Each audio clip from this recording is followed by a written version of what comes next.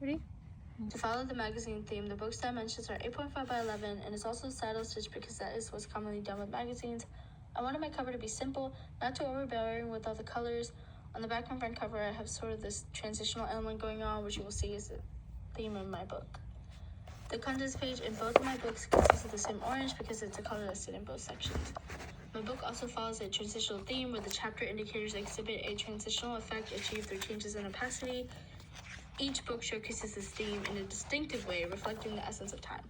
Time serves as a connective thread between Minari's book and Bennett's TED Talk. Minari's exploration of the timeless principles of design and art and their enduring influence on human perception and experience resonates with the concept of time as a fundamental element in design evolution. Similarly, Bennett's discussion of the impact of small details on a broader design landscape underscores the notion of time as a continuum where each detail contributes to the unfolding narrative of design. In Book 1, the chapter indicators evoke an image of a turning wheel through numbers, symbolizing the passage and evolution of ideas as the chapters unfold. This thematic continuity also echoed in the contents page. In Book 2, the transitional theme takes on a different form, invoking the sensation of time moving forward.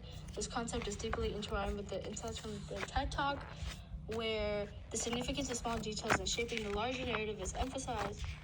By incorporating numerous numbers, I aim to illustrate how these details contribute to the bigger picture.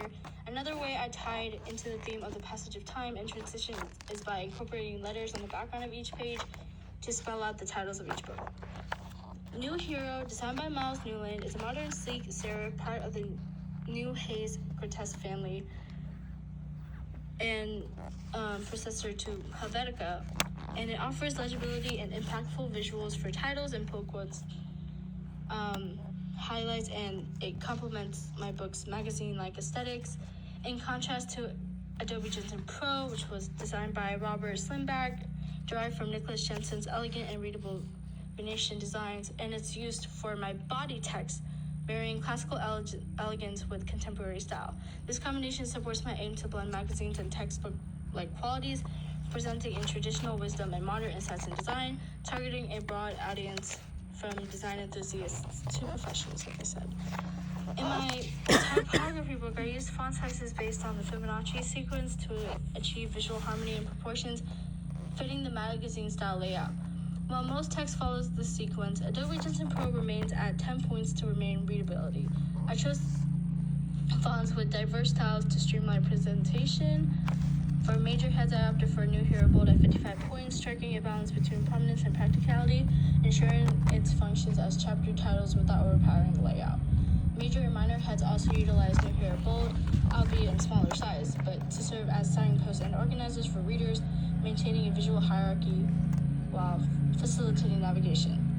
Incorporating pull quotes in two styles, New Hero Light for integrated quotes and Adobe Jensen Pro Italic for highlighted excerpts enhances readability and emphasizes key passages. Utilizing 21-point font size for pull quotes follows the Fibonacci sequence, while occasional use of 34-point New Hero pull quotes adds dynamism, and it also follows the Fibonacci sequence. Moreover, employing the New Hero medium for select words emphasizes their significance, enhancing the comprehension and engagement. One of the challenges I did go through initially was I actually did have the body text set to 13 points, but I realized it was too large. But by the time I realized it was too late, I had to go back and restart every single spread. But actually that setback was a blessing in disguise because it improved the negative space in my layout. For my two sections, I utilized the darker shades within each book color scheme as the background for the pages, serving as chapter indicators to signify the start of a new chapter. Additionally, I employed the lightest shade within each color scheme for chapter titles, major headings, and subheadings to immediately capture attention. Utilizing these vibrant colors helps to attract attention and aids to creating a visual hierarchy, and it makes it easier for readers to navigate through my book, and the contrast provided by the darker colors in the rest of the layout helps the lighter text stand out. Furthermore, I employed the medium shades for the pull quotes to ensure a natural flow with the body text, as these quotes are inherently connected to the text. But at the same time, the slight distinction from the body text emphasizes the significance of these particular sentences, drawing the reader's focus to key points within the content.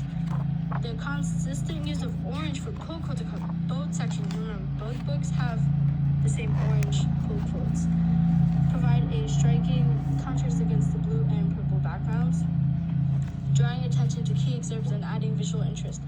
I chose the shade of brown for body text in both sections of my book because I needed a color that was dark enough to ensure legibility of a smaller body text compared to the titles, while also complementing the blue and purple color scheme that runs throughout the book.